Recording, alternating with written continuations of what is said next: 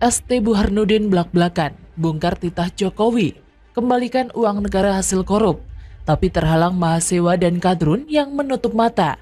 Ditulis oleh tim redaksi jurnal dari berbagai sumber.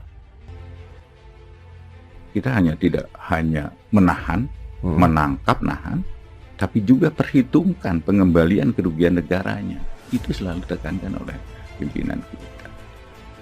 Jadi hal yang sangat tidak percuma sebenarnya. Tangkap, tapi tidak kembali duitnya. Pak Presiden selalu tanya, baliknya berapa kembali? Penindakan jangan hanya menyasar peristiwa hukum yang membuat heboh di permukaan.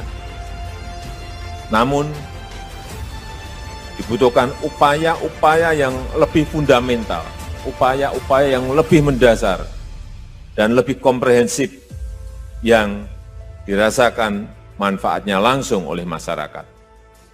Bukan hanya untuk memberikan efek jera kepada pelaku dan memberikan efek menakutkan, deterrence effect pada yang berbuat, tetapi penindakan juga sangat penting untuk menyelamatkan uang negara dan mengembalikan kerugian negara.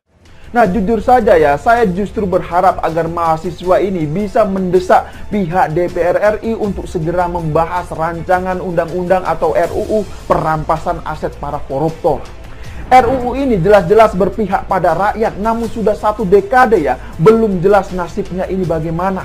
Ya, pertanyaannya, mengapa mahasiswa ini tidak ada yang konsen dengan hal ini coba? Presiden Joko Widodo atau Jokowi dengan tegas meminta pengembalian secara penuh kerugian negara dari tindak pidana korupsi yang dilakukan sejumlah oknum tak bertanggung jawab. Hal tersebut disampaikan oleh Jaksa Agung Republik Indonesia, ST Burhanuddin, saat menjadi bintang tamu pada podcast Deddy Corbuzier, seperti dikutip keterangannya, Kamis 12 Mei 2022.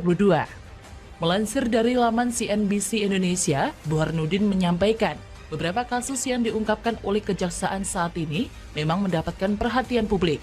Salah satu ialah kasus kelangkaan minyak goreng yang telah ditetapkan tersangka.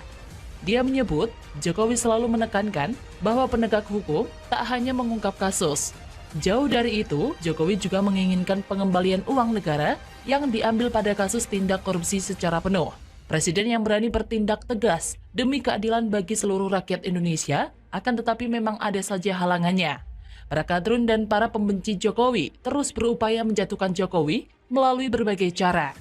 Ia mengatakan bahwa Pak Presiden selalu berpesan kepada kami agar tidak hanya menangkap, menahan, tetapi juga perhitungkan pengembalian kerugian negara. Itu selalu ditekankan oleh pemimpin kita. Pak Presiden juga selalu tanya, berapa kembalinya? Bisa penuh enggak kembalinya? Selalu begitu. Jelas Burhanuddin. Dalam kasus kelangkaan minyak goreng, dia mengatakan, Jokowi meminta agar penegak hukum segera bertindak. Hasilnya, dalam hitungan hari, para tersangka bisa ditemukan dan dilakukan penahanan. Ia menegaskan bahwa pemerintah tidak diam. Inilah buktinya pemerintah tidak kalah dengan kejahatan apapun. Sebelumnya, Presiden Jokowi pernah berjanji akan mendorong pengesahan rancangan undang-undang atau RUU perampasan aset dalam tindak pidana.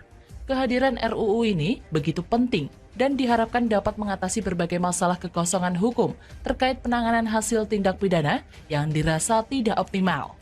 RUU ini dapat menyelamatkan aset negara dari para pelaku kejahatan khususnya koruptor. Pasalnya, dengan menggunakan RUU ini, aset yang tidak dapat dibuktikan berasal dari sumber yang sah dapat dirampas. Kadrun dan mahasiswa, mana paham yang kayak begini? Kapan mau membuka mata, Drun? Kenapa kalian diam saja ketika pemimpin berada dalam garis yang benar? Kenapa kalian hanya membisu ketika Jokowi melawan para koruptor-koruptor yang mau menggarong duit negara bertahun-tahun? Kemana kalian saat Jokowi merebut berbagai aset dari negara asing dan aset negara dari tangan-tangan penggarong aset negara? Hei, pada kemana? Sebelumnya, pegiat media sosial Yusuf Muhammad mengkritisi aktivis mahasiswa yang gemar melakukan aksi demo dengan tujuan ingin melengsarkan kekuasaan Presiden Joko Widodo atau Jokowi.